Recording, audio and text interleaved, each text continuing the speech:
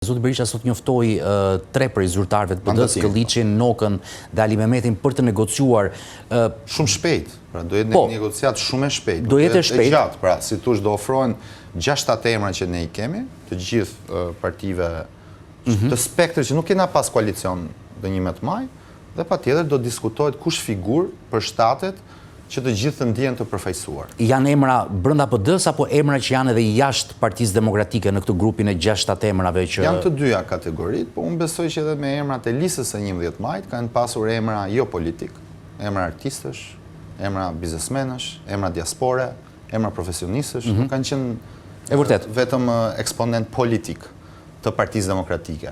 Por dhe një eksponent politik I Partisë Demokratike të qoftë do të jetë emri I pranuar nga të tërë, që I përfaqëson.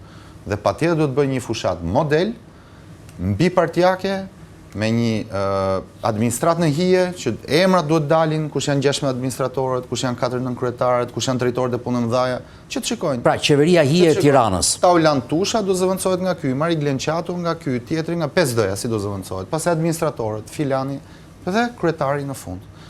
Kështu besoj se ne do kemi të kartën morale dhe patjetër Tirana do na mbështesi kësaj radhe për t'i dhënë një shuplak këtij autokracie në instalim që të gjithë e kuptojnë pas 11 majit se çfarë po ndodh.